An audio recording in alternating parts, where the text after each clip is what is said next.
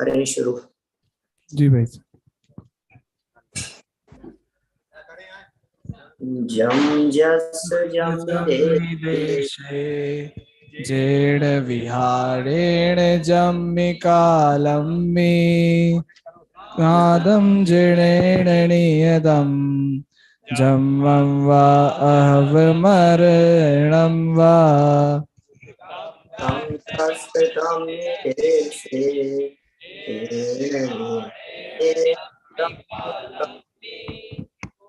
सत्कदिवारे दो इंदो वातर्जिणेन्दो वा एवं जोड़िच्छय दो जाणदिदं वाणि सब पचाए सो सद्दिट्टि शुद्धो जो संकदि सो को दिट्टि।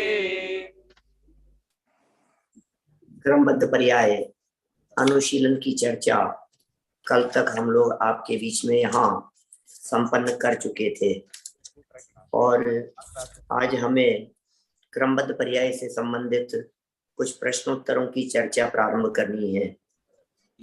पिछली चर्चा में यदि किसी को कुछ पूछना हो तो बोलिए। है कुछ पूछने का विषय अनुशीलन के बारे में? जो प्रश्न, हाँ बोलो बोलो मोहित, क्या कहना है? भाई साहब एक बार पुरुषार्थ के संबंध में थोड़ा सा शॉर्ट में बता दीजिए। मुख्य के संदर्भ में हाँ। बहुत सारी बातें तो पुरुषार्थ के संदर्भ में की ही जा चुकी है, आप लोगों के स्मरण में होगी भी। फिर भी यदि आप लोग दोबारा कुछ पुरुषार्थ के संदर्भ में जानना चाहते हैं तो मैं ये कह सकता हूं कि आपको पुरुषार्थ का विकल्प या किसी भी व्यक्ति को पुरुषार्थ पुरुषार्थ पुरुषार्थ का विकल्प क्यों आता है?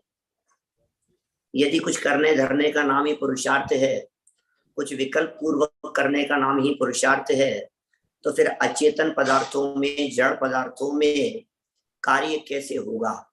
वे तो विकल्प नहीं करते। हमें लगता है ना कि कुछ करने धरने का विकल्प पूर्वक करने का नाम पुरुषार्थ है, तो अचेतन पदार्थ तो कुछ भी नहीं करते हैं, कोई भी विकल्प नहीं करते, फिर उनमें पुरुषार्थ का क्या होगा? कार्य तो उनमें भी संपन्न होते हुए दिखाई देते हैं। एक पत्ता हरे से पीला हुआ क्यों? काला पड़ गया, कौन कारण है उसमें? स्वभाव पुरुषार्थ निमित्त होनहार काल लब्धि, ये पांचों तो वहां भी हुए ही होंगे, है ना?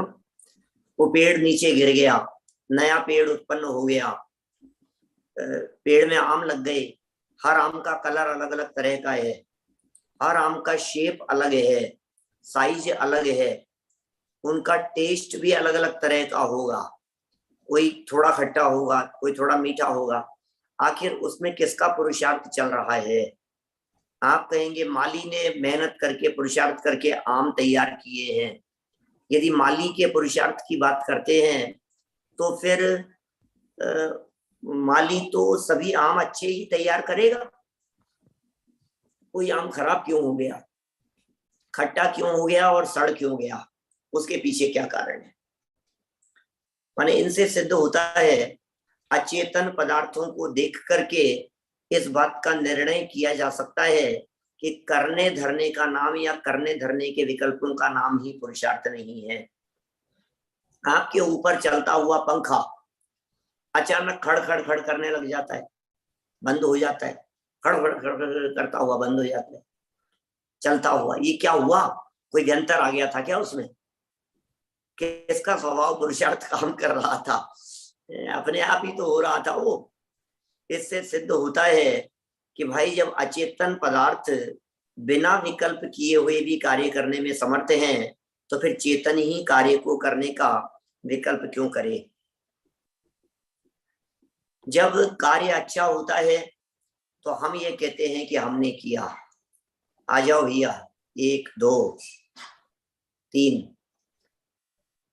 जब कार्य अच्छा होता है तो हमें ऐसा लगता है कि हमने किया, और जब कार्य अच्छा नहीं होता तो हमें लगता है कि हमारा कोई पुरुषार्थ नहीं है। रोटी अच्छी बनती है तो अभिमान करता है, जब अच्छी नहीं बनती तो कहता है इसमें हमारा तो चलती नहीं है। मतलब कार्य की अनुकूलता में दुनिया में हर व्यक्ति को ये लगता है कि हमने पुरुषार्थ किया और मेहनत की, लेकिन जब कार्य बिगड़ जाता है तो फिर पुरुषार्थ कहाँ चला जाता है। पुरुषार्थ तो आखिर उसमें भी हुआ होगा ना।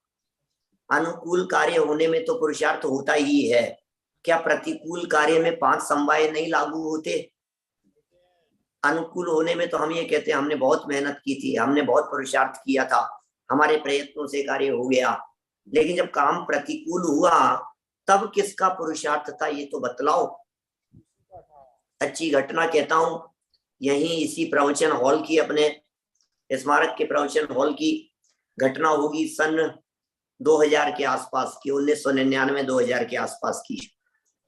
मैं यहाँ क्रमबद्ध पर्याय चला रहा था और पीछे से अपने संजय सेठी जी है ना, उनके दादाजी, पिताजी नहीं, पिताजी के पिताजी जमुनालाल जी सेठी, वो मेरी कक्षा में बैठे सामने से क्रमबद्ध पर्याय की चर्चा चलते हुए बीच में उन्होंने मेरे से प्रश्न किया। और ये प्रश्न किया, आप ये कह रहे हो कि बिना पुरुषार्थ के काम नहीं होता। वो स्कूटर चलाते थे, बोले स्कूटर चलाया मैंने और स्कूटर चलाते चलाते टकरा गया, एक्सीडेंट हो गया, अब हमने उसके लिए क्या पुरुषार्थ किया। आपके इसी हॉल में, इसी सभा में उन्होंने प्रश्न किया शिविर में, बोले क्या क्या पुरुषार्थ किया बताओ। मैं कौन सा पुरुषार्थ किया? एक्सीडेंट हो गया, स्कूटर टकरा गया। एक्सीडेंट के लिए भी कोई पुरुषार्थ करता है क्या? कोई व्यक्ति कहे मैंने पुरुषार्थ करके एक्सीडेंट कर लिया, ऐसा कोई कहता है? और कार्य संपन्न हुआ है तो 5 समवाय के बिना तो नहीं हो सकता। मैंने कहा कि भाई आप क्या कह रहे हो, आप उसमें अपना पुरुषार्थ देखना चाह रहे हो, उसमें अनंत द्रव्यों के अनंत पुरुषार्थ लगे हैं। वहां जो तत्काल समाधान किया था वो बता रहा हूं, अनंत द्रव्यों के अनंत पुरुषार्थ लगे हैं। आपका चलाने का विकल्प वो आपका पुरुषार्थ था, कि टकराने का विकल्प तो नहीं था, लेकिन जीव की उस रूप परिणमन करने की योग्यता, शरीर की उस रूप परिणमन करने की योग्यता, स्कूटर के पुद्गल परमाणुओं की अलग अलग पुद्गल परमाणु, उस स्कूटर का कोई हिस्सा मुड़ गया, कोई टेढ़ा हो गया, कोई टूट गया, लाइट टूट गई, उसके हॉर्न ने काम करना बंद कर दिया, उसका कोई हिस्सा उछल करके कहीं टूट करके दूसरी जगह चला गया। सबके पुरुषार्थ अलग अलग है या नहीं है? आपको जहां एक कार्य संपन्न होता हुआ दिखाई दे रहा है, हमें वहां स्वभाव की दृष्टि से देखने पर अनंत पुरुषार्थ होते हुए दिखाई दे रहे हैं। इसलिए एक पुरुषार्थ नहीं, अनंत द्रव्यों के अनंत पुरुषार्थ लागू होते हैं। प्रत्येक द्रव्य का वीर्य गुण ही वास्तव में उसका पुरुषार्थ है। शरीर मेंटेन रहने में तो हर व्यक्ति पुरुषार्थ कहता है, बिगड़ने में किसने पुरुषार्थ किया? प्रतिकूल हुआ ना। लेकिन बिना पुरुषार्थ के तो वो कार्य नहीं हो सकता। जगत के जीवों को करने धरने में ही पुरुषार्थ लगता है। लेकिन एक बात हम आपसे स्पष्ट कहना चाहते हैं, कुछ दिन पहले भी चर्चा चली थी, अनंत भगवान और सिद्ध भगवान पर में कुछ भी करते धरते नहीं है, तो क्या वे पुरुषार्थहीन हो गए? इसका मतलब पर में करने धरने का नाम ही यदि पुरुषार्थ हो तो अरहंत और सिद्ध भगवान को पुरुषार्थहीन मानना पड़ेगा, जबकि वे तो अनंत वीर्य के धनी हैं, परम पुरुषार्थी, मोक्ष पुरुषार्थी तो है ही, वे पूर्ण पुरुषार्थी हैं, अनंत वीर्य के धनी भी हैं। इसलिए उनके किसी भी रूप में पुरुषार्थ का लोप नहीं माना जा सकता है। माने हर व्यक्ति को जहां जहां आपको पुरुषार्थ दिखाई देता है वहां पुरुषार्थ है ही नहीं, करने धरने में पुरुषार्थ पुरुषार्थ कहते हैं। मैं एक बात कहता हूं, क्रमबद्ध पर्याय की चर्चा चलते हुए आज आपको पुरुषार्थ की समस्या दिखाई दे रही है। क्रमबद्ध पर्याय तो पहले भी थी, आज के 10 साल पहले भी। उस समय आप अपनी मर्जी से, आपने यहाँ महाविद्यालय में आकर के पढ़ने का निर्णय लिया, उस समय तो नहीं सोचा कि क्रमबद्ध है, मेरा निर्णय क्या काम करेगा, मेरी तो चलती नहीं है। सब कुछ चलती है ना जो होता है। ये तो जब हम सर्वज्ञता के ज्ञान की दृष्टि से देखते हैं तो क्रमबद्ध कहने लगते हैं, और जब भविष्य की अनंतकालीन पर्यायों की निश्चितता की बात कही तो आपके दिमाग में टेंशन जैसी होने लगी, फिर हमारे हाथ में क्या होगा, फिर हमारे हाथ में क्या होगा। भाई क्रमबद्ध पर्याय की चर्चा में पुरुषार्थ उड़ता नहीं है, अपितु पर कर्तृत्व का मिथ्या अहंकार उड़ता है, और पर कर्तृत्व का मिथ्या अहंकार तो उड़ना ही चाहिए। कर्तृत्व का मिथ्या अहंकार उड़ता है और सहज ज्ञाता दृष्टापन का सम्यक पुरुषार्थ जागृत होता है। मुक्ति के मार्ग की इस प्रक्रिया में पुरुषार्थ कहते ही इसे ही है। महापंडित टोडरमल जी साहब ने पुरुषार्थ सिद्धि उपाय के 9वें श्लोक में व्याख्या करते समय ऐसा लिखा, पुरुष का अर्थ किया पुरु सेते, पुरु माने उत्तम चेतना गुण, और सेते माने स्वामी होकर प्रवर्तन करे। अर्थ माने होता है प्रयोजन, तो उत्तम चेतना गुण का स्वामी होकर के प्रवर्तन करना ही सच में पुरुषार्थ है। मुक्ति के मार्ग में यही पुरुषार्थ है, इसके अलावा और तो कोई पुरुषार्थ होता नहीं है। अब पूरे दुनिया भर में ये जीव सहज ज्ञाता दृष्टापन का पुरुषार्थ तो करता नहीं है और कर्ता धर्तापन के विकल्प करता है, सो वास्तव में पुरुषार्थ होता ही नहीं है। इसलिए भाई क्रमबद्ध पर्याय में पुरुषार्थ की चर्चा करने वालों को सबसे पहले पुरुषार्थ शब्द की व्याख्या देख लेनी चाहिए। पुरुषार्थ वास्तव में वस्तु के वीर्य गुण की पर्याय का नाम है। वस्तु के वीर्य गुण की पर्याय पुरुषार्थ है, जो सामान्य रीति से 6 द्रव्यों पर लागू होती है। इस तरह से 6 द्रव्यों में पुरुषार्थ लागू होता है। प्रत्येक द्रव्य की अपनी पर्याय जो अपनी योग्यता से उत्पन्न हो रही है, बस उसमें ही उसका पुरुषार्थ है। और यदि हम कहें आपसे इस पुरुषार्थ के संदर्भ में, तो हम ये कह सकते हैं क्रमबद्ध पर्याय के निर्णय में ही अनंत पुरुषार्थ छिपा हुआ है। आप यदि क्रमबद्ध पर्याय का निर्णय करेंगे तो क्रमबद्ध पर्याय के निर्णय में ज्ञातृत्व का पुरुषार्थ जागृत होता है, ज्ञाता दृष्टापन का पुरुषार्थ जागृत होता है। एक बात यह भी हमें समझ लेनी चाहिए, जब हम क्रमबद्ध पर्याय को नहीं मानते तो पर में करना धरना कितने माथे पर बोझा रहता है, वजन रहता है। और जब हमें यह पता लगता है कि होता स्वयं जगत परिणाम, इस कार्य को करने वाला, शरीर की व्यवस्थाओं को संभालने वाले इन पुद्गल परमाणुओं की योग्यता स्वतंत्र है, तो हमारे माथे से करने धरने का विकल्प स्वयं टूट जाता है। पर के करने धरने का विकल्प टूटता है तो दृष्टि सहज ही स्वभाव सन्मुख होती है। जब इस दृष्टि में पर के करने धरने संबंधी विकल्प टूटेंगे तो दृष्टि स्वभाव सन्मुख हुए बिना नहीं रहेगी, और दृष्टि स्वभाव सन्मुख हो गई तो मुक्ति के मार्ग का सच्चा पुरुषार्थ जागृत हो गया। तो इस तरह से और भी बहुत सारी बातें सोची जा सकती है, विचार कर सकते हैं आप क्रमबद्ध और पुरुषार्थ के संदर्भ में। ठीक है जी भाई साहब।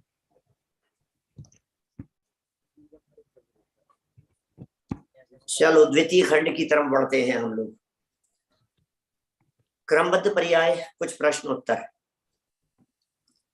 आज के इस बहुचर्चित, आज तो बहुत चर्चित नहीं है ये क्रमबद्ध पर्याय की चर्चा, लेकिन जिस समय लिखी जा रही थी सन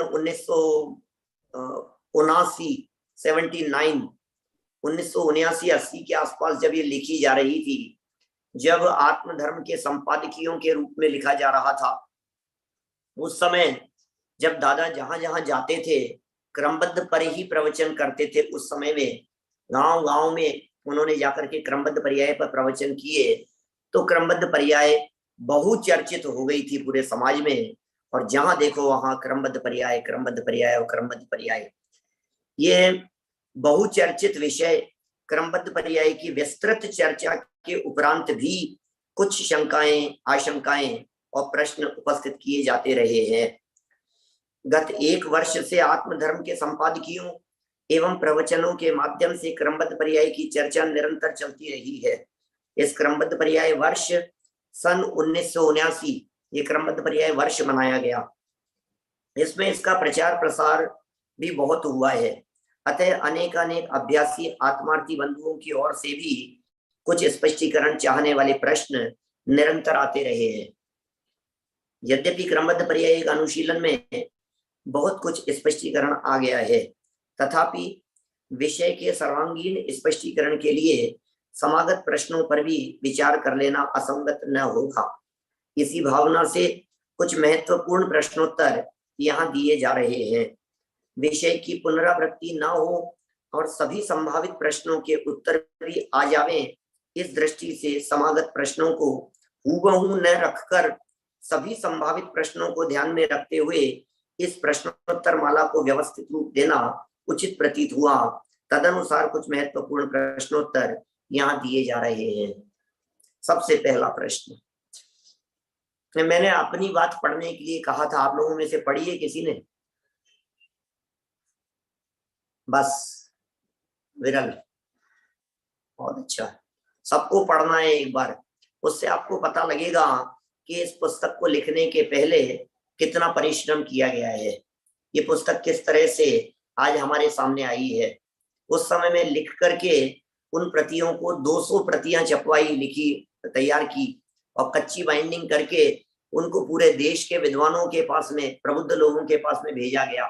फिर उनके सुझाव आए, फिर उन्हें भेजा गया, फिर लोगों के प्रश्न आए। अधिकांश लोगों की तो प्रशंसा ही आई, कुछ लोगों की जिज्ञासाएं भी आई, कुछ लोगों के तर्क भी आए। उन सब को लेकर फिर उसे परिमार्जित करके इस पुस्तक का प्रकाशन किया गया है। पहला प्रश्न है 308 से 311 की टीका में, समयसार ग्रंथ में समागत जिन पंक्तियों को क्रमबद्ध पर्याय के समर्थन में प्रस्तुत किया जाता है, उनका आशय तो मात्र इतना ही है कि जीव अजीव नहीं है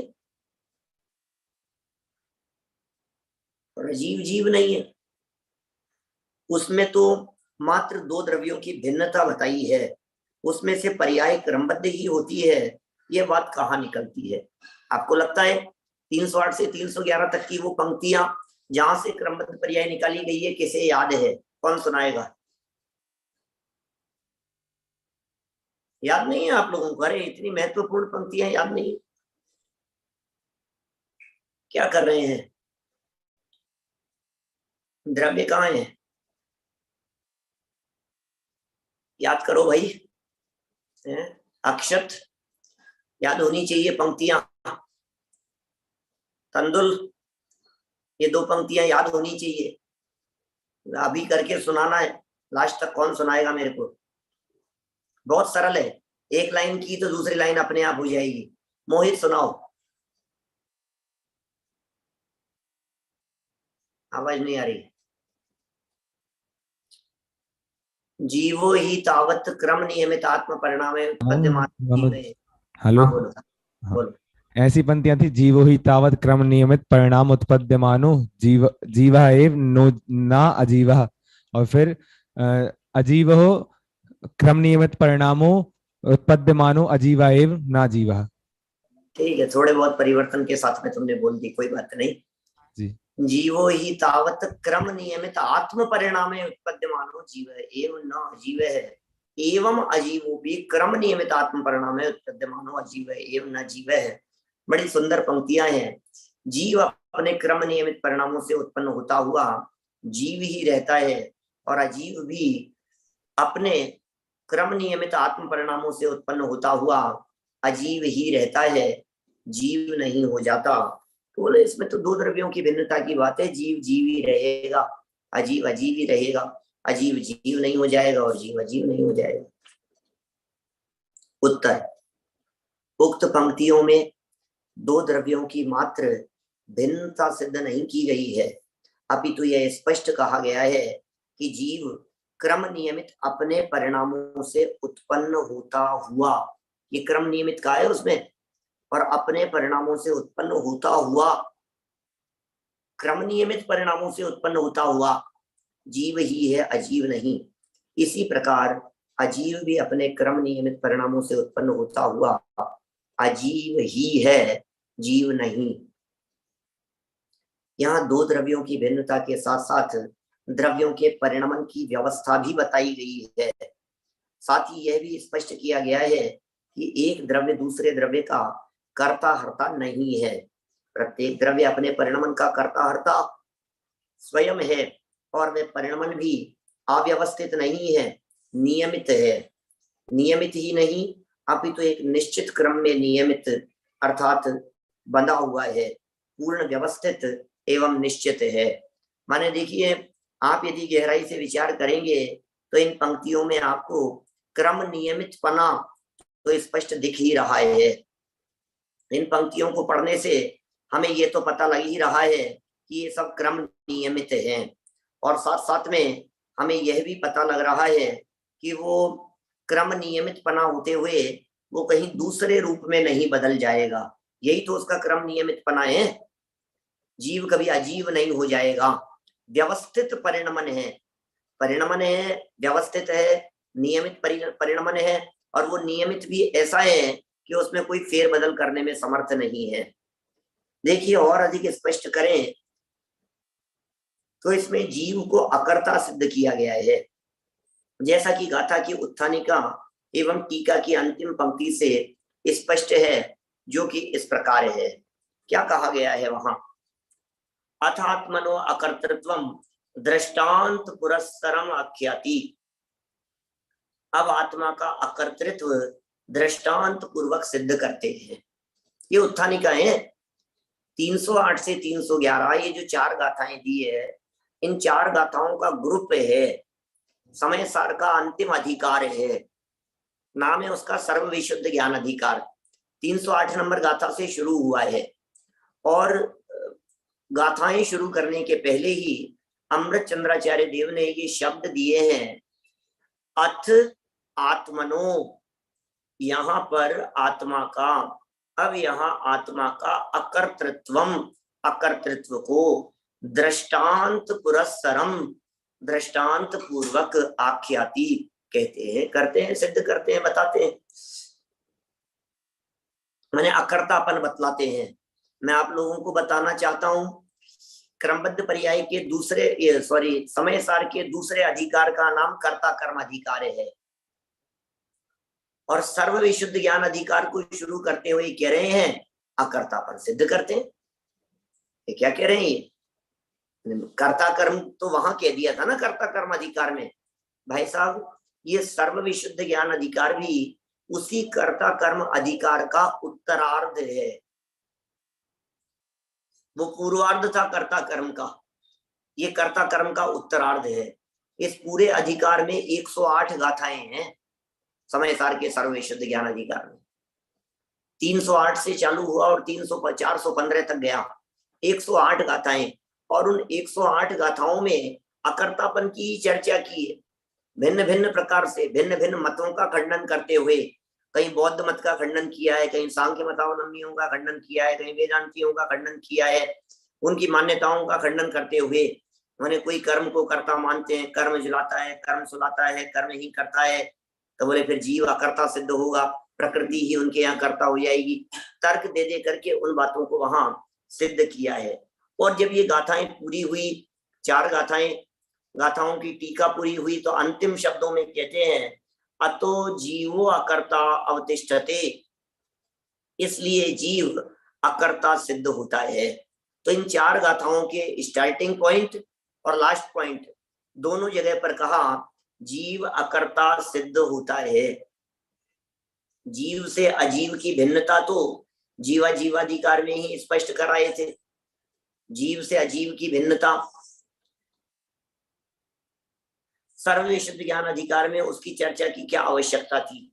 यहाँ तो जीव अपने क्रम नियमित परिणामों से स्वयं परिणमता हुआ, बदलता हुआ भी इतना नहीं बदल जाता कि वह अजीव हो जावे, ये बताना है।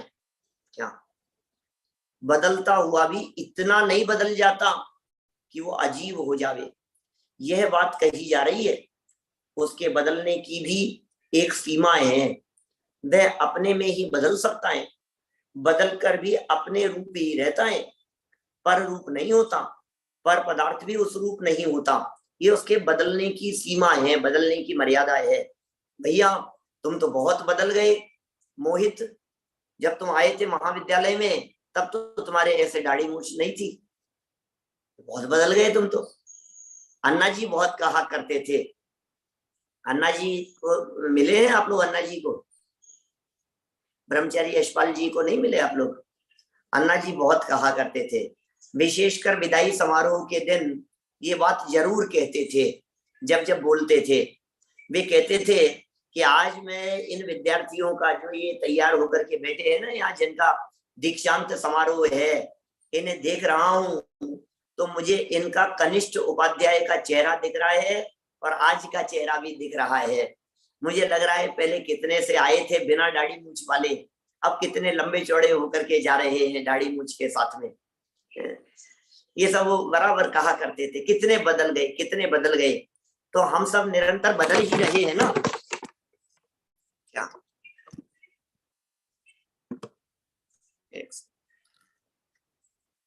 निरंतर बदल रहे हैं कि नहीं? देखो ये भी बदल गया अचानक। तो ये जो बदलाव हो रहा है तो भी ऐसा नहीं हो सकता है। मैं भी किसी का नाम लेकर के कहना नहीं चाहता, नहीं तो क्लास में मजाक बन जाएगी। अभी कोई इतना नहीं बदल जाएगा कि आया था लड़की और जाते समय लड़का बन के चला जाए, या लड़का बन के आया था लड़की बन के चला जाए। ऐसे थोड़ी ना बदलेगा। ऐसा हो जाएगा क्या कभी? 10th क्लास पास करके यहाँ लड़के का एडमिशन हुआ था, हर साल बदल रहा था, बदलते बदलते क्या हुआ, अब ये दीक्षांत समारोह के दिन लड़की हो गया। ही बोले ऐसा नहीं बदल सकता कभी भी। माने जो बदलाव होता है, जो परिवर्तन होता है, वो परिवर्तन अपनी मर्यादा में ही होता है। जीव कितना भी बदल जावे, अनादिकाल से आज तक निरंतर बदल रहा है, लेकिन निरंतर बदलते हुए भी वो जीव ही है, कभी अजीव नहीं हो गया।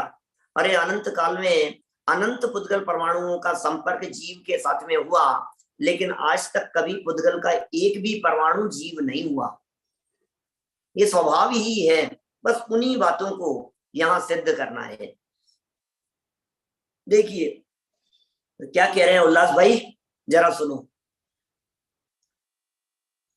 कहां तक पढ़ लिया अपन ने? सीमा नहीं है, नहीं हो गया, नहीं पर रूप नहीं होता, पर पदार्थ भी उस रूप नहीं होता। Next paragraph. जो ज्ञान गुण कभी कुमति ज्ञान रूप है, वह बदलकर अगले क्षण सुमति ज्ञान हो सकता है। ये तो हो सकता है। जो कुमति ज्ञान था वो अगले क्षण सुमति ज्ञान रूप तो हो सकता है, और अगले क्षण केवल ज्ञान रूप भी हो सकता है। पर ऐसा कभी नहीं हो सकता कि वह रस रूप हो जाए, रंग रूप हो जाए, या सुख रूप हो जाए। बोलो कैसी गजब की बात कह रहे हैं। पर्याय के बदलाव की भी एक मर्यादा है, और वह भी नियमित है। वह हमारी इच्छानुसार नहीं, बल्कि अपने निश्चित क्रमानुसार बदलती है। यह बात यहाँ स्पष्ट की गई है। देखिए पुद्गल पुद्गल रूप रहता है। कदाचित पुद्गल के परमाणु धूल के परमाणु बदल करके गोल्ड रूप हो जावे। मयंक कुछ विशेष? सहज तुम्हारी पुस्तक में नहीं देख रहे हो तुम?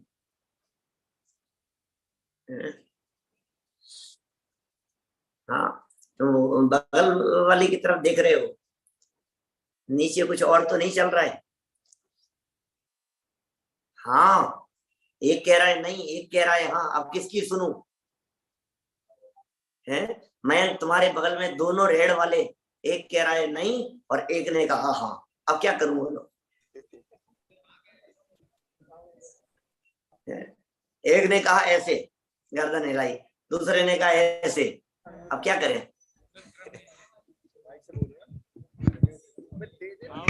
चलो सहज सहज रहो भाई, कोई बात नहीं, ठीक है। उसके पास में, मयंक के पास में मोबाइल था तो मोबाइल देखने दे नीचे, कोई बात नहीं, विकल्प मत करो। अब देख लिया तो देख लिया, उसमें क्या हो गया, वो भी तो क्रमबद्ध था, ठीक है। लेकिन अब झूठ बोल करके पाप तो मत बांधो, बंधना भी क्रमबद्ध है, क्या कहें। चलो कोई बात नहीं, ठीक है। लेकिन ध्यान दो, देखो किताब में देखो, वो ज्यादा उपयोगी है, कुछ नहीं दिखेगा मोबाइल में आपको। देखो क्या लिख रहे हैं यहाँ पर, ये कह रहे हैं मर्यादा में ही परिवर्तन होता है भैया, हमारे इच्छानुकूल नहीं होता, निश्चित क्रमानुसार बदलती है वे पर्यायें भी। कौन कौन किस किस को कैसी बदलना चाहता है, तुम्हारे बदलने से थोड़ी ना बदलेगी, हमारे विकल्पों से थोड़ी ना बदलेगी। हम कितना भी बदलना चाहें, हम बदलने में समर्थ नहीं हो सकते। हम खूब प्रयत्न कर ले, हम बदल देंगे, हम बदल देंगे, आप नहीं बदल पाएंगे। देखिए थोड़ा सा फास्ट पढ़ते हैं, नहीं तो ये एक प्रश्न का उत्तर भी पूरा नहीं हो पाएगा। आज पूरा कर लेंगे, लेकिन अभी अपन सब पढ़ लेंगे, 10-15 मिनट में सब कर लेंगे। देखिए एक द्रव्य दूसरे द्रव्य का कुछ भी परिणमन नहीं करता, करे तो वह उस रूप हो जाए, अर्थात जब वह उस रूप होवे तब वह उसे परिणमा सकता है। जब वो उस रूप होगा तब वो उसको परिणमा सकता है। आचार्य कुंद कुंद स्वामी ने इस तरह की समय सार में मूल गाथाएं कही है। ऐसी मूल गाथाएं कही है, यदि परिग्रह मेरा बने तो मैं अजीव बनूं, अरे पर मैं तो ज्ञायक भाव हूँ, इसलिए पर मेरा नहीं। परिग्रह मेरा नहीं हो सकता, वो मेरा बने तो मैं अजीब हो जाऊं। राहुल क्या ये परिग्रह मेरा हो तो मुझे अजीब बनना पड़ेगा, मैं उनका कर्ता धर्ता हूं, इसके लिए मुझे अजीब होना पड़ेगा। मैं अजीब तो होता नहीं हूं, इसलिए ये मेरा नहीं हो सकता है। ठीक है ना। चलो देखो क्या लिख रहे हैं यहाँ पर, अर्थात जब वह उस रूप होवे तब वह उसे परिणमा सकता है, अन्यथा नहीं। अजीव को परिणमाने बदलने के लिए जीव को अजीव रूप होना होगा। जब वह स्वयं अजीव रूप हो तब वह अजीव के परिणमन का कर्ता हो सकता है, और ऐसा कभी होता नहीं है। बोलो, ऐसा तो कभी होता ही नहीं। इससे यह सिद्ध हुआ कि जीव अपने क्रम नियमित परिणामों में परिणमता बदलता हुआ जीव ही रहता है, अजीव नहीं हो जाता। दूसरी और बात सुनो, दूसरी बात यह है कि यद्यपि जीव अपने परिणामों का करता है, यद्यपि जीव करता है, किसका? अपने परिणामों का करता है।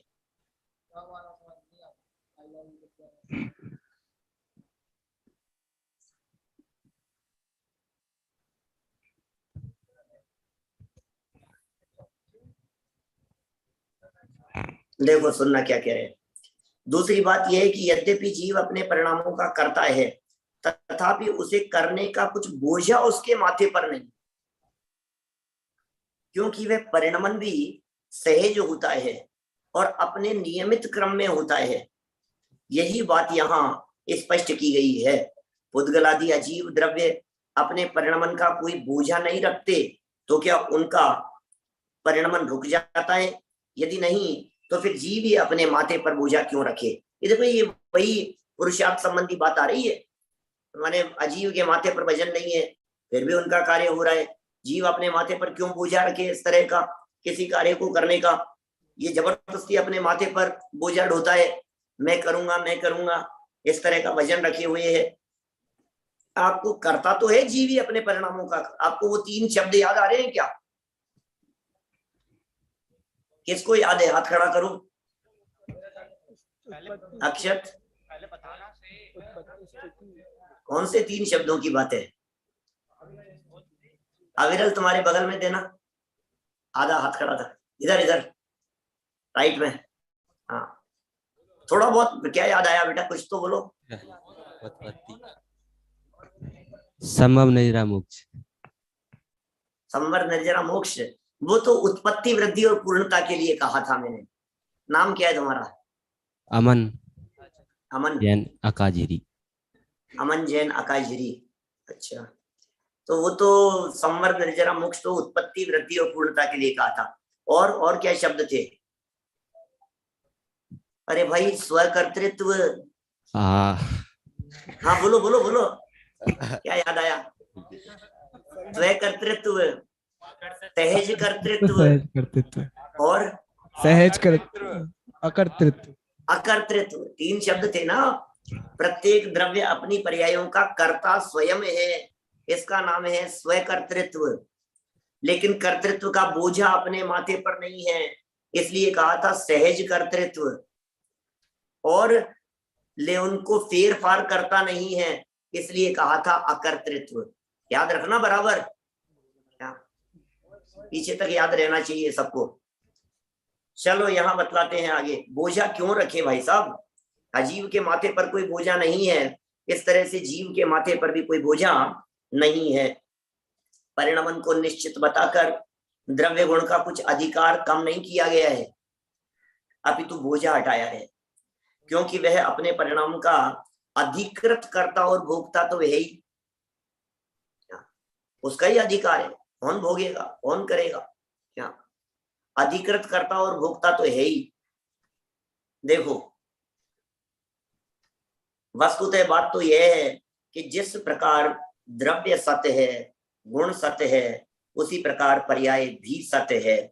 द्रव्य और गुणों के बारे में हम सबका विश्वास है कि उनमें कुछ फेरफार संभव नहीं है, अतः उनमें बदलने का हमें विकल्प भी नहीं उठता।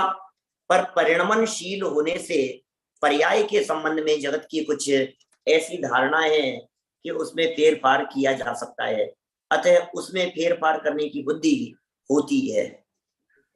अब बड़ा सुंदर ढंग से ये समझा रहे हैं। देखो पहले भी इस तरह का थोड़ा बहुत प्रकरण आया था, तब भी ये कहा था कि जहां कुछ गुंजाइश लगती है वहां हम अपनी चलाना चाहते हैं, और जहां कोई गुंजाइश नहीं दिखती है वहां हम चलाना नहीं चाहते। मैंने पहले आप लोगों के बीच में शायद इस तरह की बात कही है कि किसी को ऐसा विकल्प नहीं आता कि मेरा तो ये भाई अच्छा नहीं है, मैं तो इसको भाई नहीं मानूंगा, ये मेरी बहन अच्छी नहीं है, मैं तो इसको बहन नहीं मानूंगा, मम्मी के का चेहरा खराब हो गया, मैं तो इसको अपनी माँ मानने को तैयार नहीं हूँ, इनको मैं अपने पिताजी नहीं मान सकता। तो तुम मानो चाहे नहीं मानो, ये तो प्रकृति की व्यवस्था है, इसमें तुम्हारी चलती ही नहीं है। तुम चाह करके भी अपनी मम्मी नहीं बदल सकते। बदल सकते हो क्या? मैं सोच समझ करके सोचा, विकल्प भी नहीं किया था। तुमने सोचा था क्या भाई मैं आकाशरी वाला कहलाऊंगा? यार ये क्या है आकाशरी है? हमारे देवेंद्र शास्त्री थे आकाशरी के, तुम जानते हो क्या? जानते हो? हाँ भाई साहब। तो अभी ये तुमने सोचा नहीं था इस तरह का। तुमने सोचा था कि अक्षत कि मैं तो पिड़ावा बहुत अच्छी जगह है इस धरती पर, मैं तो पिड़ावा में जन्म लूंगा, ऐसा सोचा था तुमने कभी? रन्नौद। रन्नौद नहीं भाई साहब, किसी ने नहीं सोचा था। हाँ बोलो बोलो क्या कहना है? नहीं सोचा था ना? नहीं कोई नहीं सोचता है। बोल दो क्या कहना है तुम्हें? क्यों विकल्प रखते हो? जो मन में आए बोल दिया करो यार। मैंने भी नहीं सोचा था आपको रन्नौद में देखूंगा मैं। अच्छा रन्नौद में देखा था तुमने मुझे? अच्छा ठीक है चलो। तो कौन किसके बारे में क्या सोच रहा है विकल्प। लेकिन सुनो, जब शादी का प्रसंग आएगा ना तो 2-4 रिजेक्ट कर दूंगी, इससे नहीं करूंगा, इससे करूंगा, ये लड़की मुझे पसंद नहीं है। लो निश्चित तो वो भी है, जैसे माता पिता भाई बहन पुत्र पुत्री सब निश्चित है, उसी तरह से पत्नी भी तो निश्चित है। लेकिन वहां मीन मेक करता है, वहां टांग अड़ाता है, वहां अपनी बुद्धि चलाता है, क्योंकि उसमें इसको लगता है कि इसका निर्णय का अधिकार तो मुझे है, पत्नी चुनने का अधिकार तो मुझे है, ऐसा लगता है। लेकिन वो सारे विकल्प भी झूठे ही हैं भाई।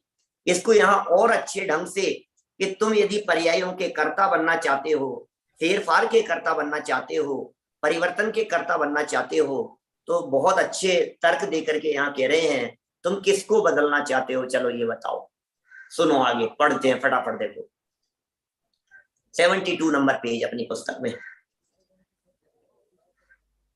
द्रव्य गुण के साथ पर्याय भी स्वसमय की सत है, उसमें भी अपनी इच्छा अनुसार कोई फेरफार नहीं किया जा सकता है। जब हमें यह विश्वास हो जाएगा तो उसमें फेरफार करने की बुद्धि भी नहीं रहेगी। पर्याय भी स्वकाल की सत्य है, अचला है, पार्वती है, सती है। पढ़ा था क्या आपने? द्रव्य सत्य है तो पर्याय सती है, द्रव्य पर्वत है तो पर्याय भी पार्वती है। और इतिहास इस बात का गवाह है कि आज तक जिस किसी व्यक्ति ने सती के सतीत्व को लूटने का प्रयास किया उसको उसका दंड भुगतना पड़ा है। ये सब शब्दावली दादा की शब्दावली है जो पीछे अनुशीलन में अपन ने पढ़ी थी। इसलिए इस पर्याय रूपी सती के सतीत्व से छेड़छाड़ करने के विकल्प वाले को भी जरूर उसकी सजा भुगतनी पड़ेगी। निगोद का रास्ता उसको दिखाया जाएगा, उसे निगोद की जेल में भेज दिया जाएगा। अनंत संसार होगा, अनंत संसार खड़ा हो जाएगा। 70 कूड़ा कूड़ी सागर का, उसे दर्शन मोहनी कर्म का आश्रव बंद होगा। देखिए क्या कह रहे हैं यहाँ, विस्तार से स्पष्ट किया जा चुका है, अतः यहाँ विस्तार देना उपयुक्त नहीं। फिर भी जो लोग पर्याय को अपनी इच्छा अनुसार बदलना चाहते हैं, उनसे हम पूछते हैं कि पर्यायों के अनादि अनंत प्रवाह में वे भूतकाल की पर्याय बदलना चाहते हैं या वर्तमान की या भविष्य की? बोलो भैया, कौन कौन को बदलना है? भूत को बदल रहे हो, वर्तमान को कि भविष्य को? किसको बदलोगे? किसको किसको? पीछे से देखो, क्या किसने बोला ये? सहज और माइंड ने। सहज। क्या क्या किसको बदलना है? भविष्य को? नहीं भाई साहब, वर्तमान को। वर्तमान को बदलना है, भूतकाल नहीं बदलना किसी को भी। सबका भूतकाल अच्छा रहा है, मेरे भूत को क्या बदल सकते भाई साहब? वो तो हो ही चुका है, वो तो हो ही चुका है। तुम वर्तमान को क्यों बदलना चाह रहे हो सहज? तुम वर्तमान में सहज नहीं हो क्या? तुम्हारा वर्तमान अच्छा नहीं है क्या? तुम वर्तमान को क्यों बदलना चाहते हो? अच्छा नहीं लग रहा वर्तमान में? हाँ बोलो विशेष, पीछे इधर। हाँ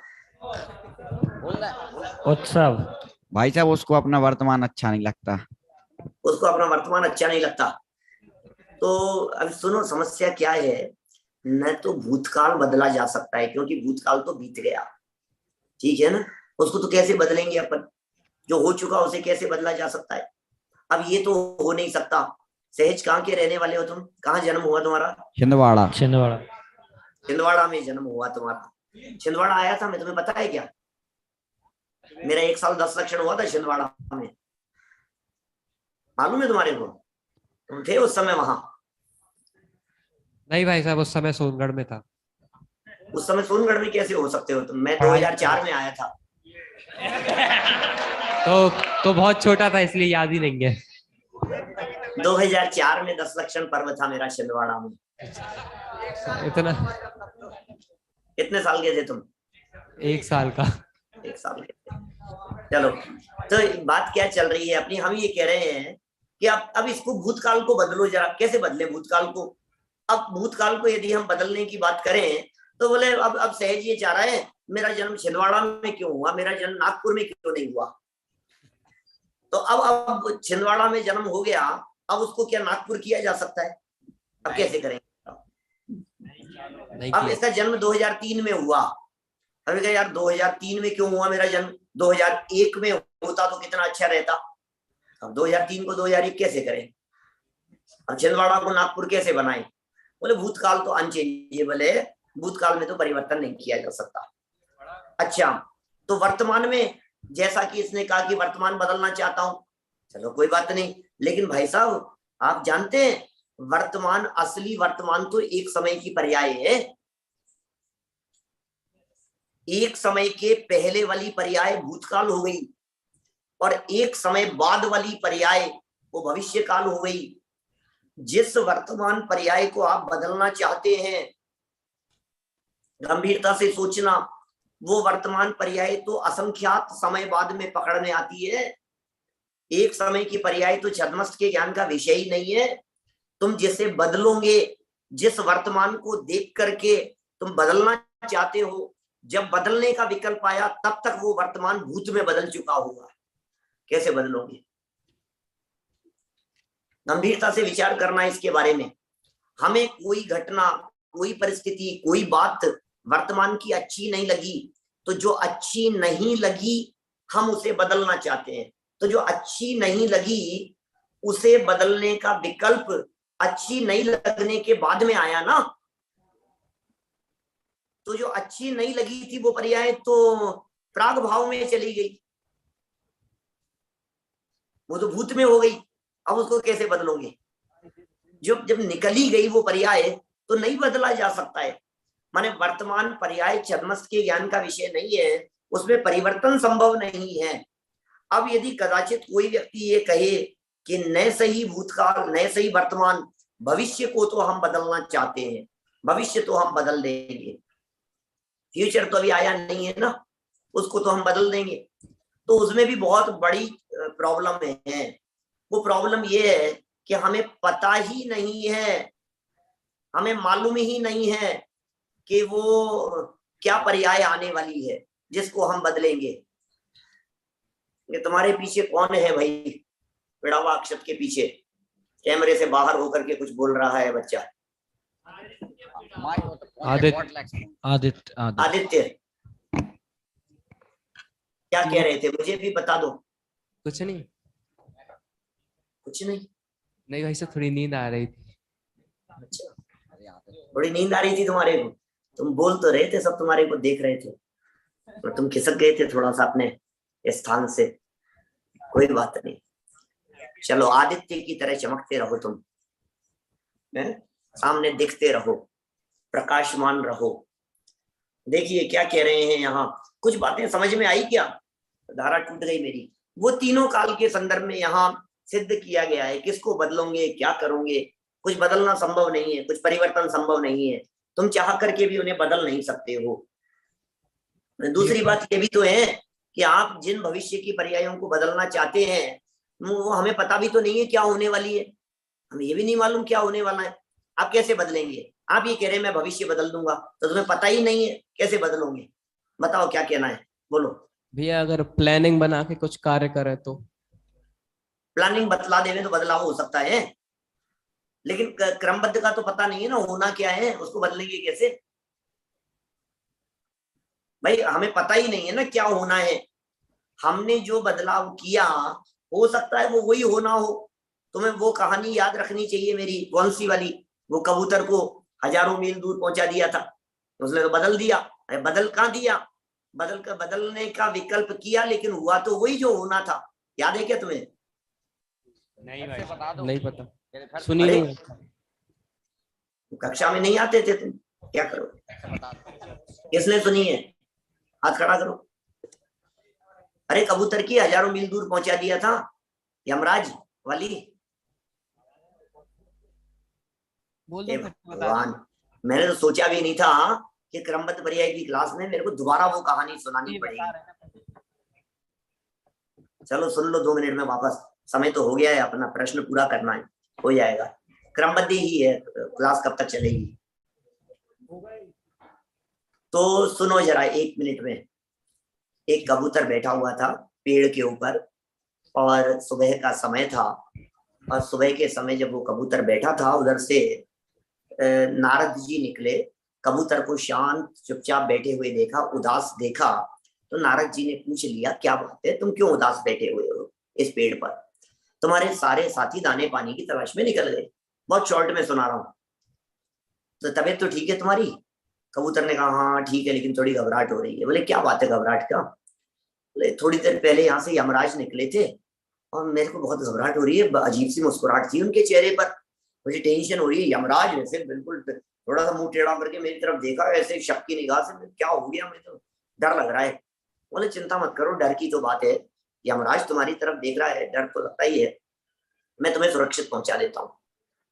कबूतर को नारद जी ने अपनी विद्या के बल से हजारों मील दूर पहुंचा दिया हिमालय की गुफाओं में, वहां सुरक्षित पहुंचा दिया।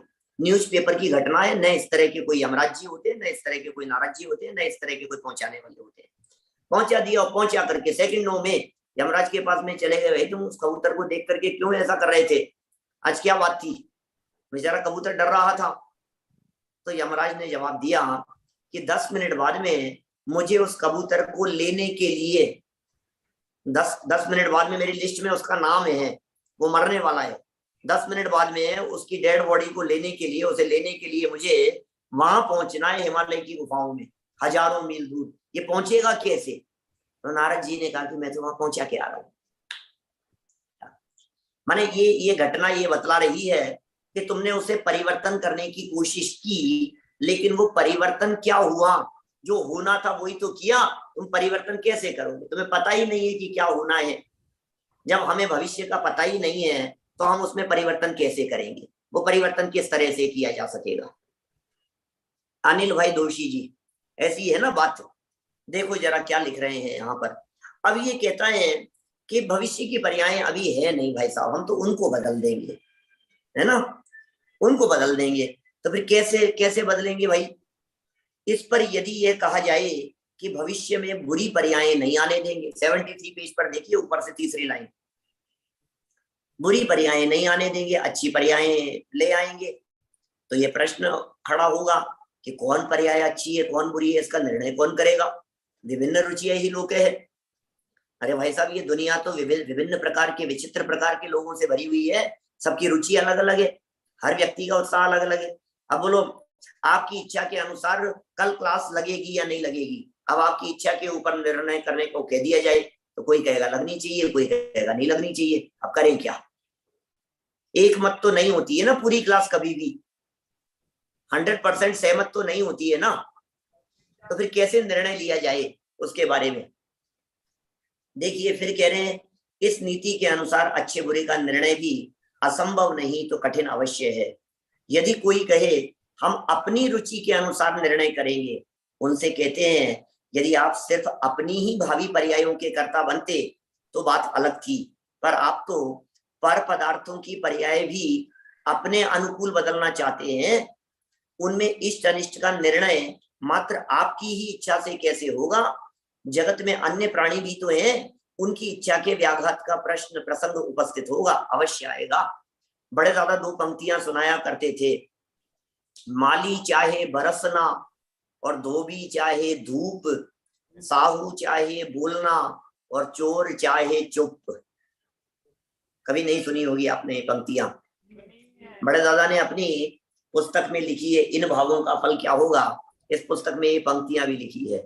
माली तो ये चाहता है कि खूब बरसात हो, बरसात होगी तो खेत खलियान चलेंगे, बरसात होगी तो खेती होगी, पानी बरसना चाहिए। माली तो बरसना चाहता है, बरसात होनी चाहिए। लेकिन धोबी ये कहता है भैया बरसात बिल्कुल नहीं होनी चाहिए, मेरे कपड़े नहीं सूखते हैं, मेरा बिजनेस ठप हो जाता है बरसात होती है तो, कलप नहीं लगती है कपड़ों में। तो वो धूप चाहता है, वो बरसात चाहता है। साहूकार दुकान पर बैठने वाला ये कहता है बोलो भैया क्या चाहिए? अरे और बोलो तो सही। अरे भाई साहब जा कहाँ रहे हो? बोलो बोलो, और अच्छा दिखा दूं, अच्छी क्वालिटी का दिखा दूं, नया दिखाऊं, कम रेट वाला दिखाऊं, आप बोलो तो सही। और चोर कहता है आवाज नहीं होनी चाहिए, चोर को साइलेंट पसंद है। अब दुनिया में साइलेंट हो के आवाज हो, शोर शराबा हो, करें क्या? दूसरा, क्या आपको पता है कि भविष्य में अमुक पर्याय आने वाली है जिससे आप ये निर्णय कर सकें कि अमुक पर्याय को बदलकर मैं अमुक पर्याय लाऊंगा? यदि नहीं तो फिर ये अहंकार झूठा ही सिद्ध हुआ कि मैंने ऐसा नहीं होने दिया और ऐसा किया, क्योंकि जो कार्य संपन्न हुआ है वह नहीं होने वाला था, अन्य होने वाला था। इसका निर्णय कैसे होगा? हो सकता है वही होने वाला हो जिसे आप कहते हैं कि मैंने ऐसा किया है। बोलो, हो सकता है यही होने वाला हो। अभी अपने आरंभ पाठशाला के बीच में कोटा के अंदर आराधना धाम का शिलान्यास होने वाला था क्या? तो मेरे पास फोन आया था, पहले की स्वीकृति दी हुई थी। फिर अपने आरंभ पाठशाला का शिविर 14 से 17 अप्रैल के बीच में हुआ, तो मैंने प्रेमचंद भैया साहब को कहा कि भाई हमारे तो ये आयोजन इस तरह का और ये तो संभव नहीं है। उन्होंने कहा बदल देते हैं, तो उन्होंने तारीख बदल दी। 15-16 अप्रैल को होने वाला था, अब उसे बदल करके 24-25 अप्रैल कर दिया। तो बदल दिया ना, क्यों बदल दिया कि नहीं बदला? अरे भाई हमें लगता है कि हमने बदल दिया, अरे बदल करके भी जो होना था वही होगा। बहुत सारे लोग इस तरह के तर्क करते हैं कि क्रमबद्ध पर्याय को यदि मान लेंगे तो फिर संक्रमण का क्या होगा, फिर उत्कर्षण अपकर्षण का क्या होगा। अरे भगवान के दिव्य ज्ञान की तुम्हें पता नहीं है, संक्रमण भी उनके ज्ञान में झलक रहा है, उत्कर्षण अपकर्षण भी उनके ज्ञान में झलक रहा है। देखो, बहुत दूर जाकर भी भविष्य की पर्यायों में फेर पार करने की बात सिद्ध कर पाना संभव नहीं है, अतः व्यर्थ प्रयास से क्या लाभ? अंत तो गत्वा यह स्वीकार करना ही श्रेष्ठ है कि प्रत्येक द्रव्य क्रम नियमित अपने परिणामों से उत्पन्न होता हुआ निज रूप ही रहता है, पर रूप नहीं होता। माने ये जो भविष्यकालीन पर्यायों को बदलने की चेष्टा है, ये झूठे विकल्प के अतिरिक्त कुछ भी नहीं है। आप यदि ऐसा सोचते हैं कि मैं बुरी बुरी पर्यायों को पीछे ले जाऊंगा, अच्छी पर्यायों को पहले ले आऊंगा, ऐसा फेरबदल कर दूंगा, तो यह भी संभव नहीं है। फिर तो सिद्ध पर्याय के बाद में संसार आएगा, ऐसा हो जाएगा। फिर तो एमए पहले हो जाएगा और 10th बाद में होगी, ऐसा हो जाएगा। रिजल्ट पहले आएगा और एग्जाम बाद में होंगे, कितना उलट पुलट हो जाएगी सारी व्यवस्था, प्रवाह खंडित हो जाता है, ये बहुत बड़ी समस्याएं खड़ी होंगी। इसी तरह के कुछ और महत्वपूर्ण प्रश्न आगे भी उठाए गए हैं, अपन उसकी चर्चा करेंगे फिर अगली कक्षा में। अभी की बात को यहीं विराम देते हैं। कल तो संडे है, संडे को तो लगेगी ही नहीं क्लास। मंडे को संभवतः मैं सफर में रहूंगा, अभी दिल्ली हूँ, मंडे सफर में रहूंगा, अपन ट्यूसडे से बैठेंगे बराबर, ठीक है ना। खुश हो गए होंगे कुछ विद्यार्थी तो, संडे मंडे है ना, आराम से सोएंगे। चलो कुछ पूछना तो नहीं है किसी को? जी कुछ नहीं पूछना है? नहीं भाई नहीं। चलो जनवाणी। जावाणी के ज्ञान ते सूझे लोकालोक, सोवाणी मस्तक नमो सदा देती हूँ।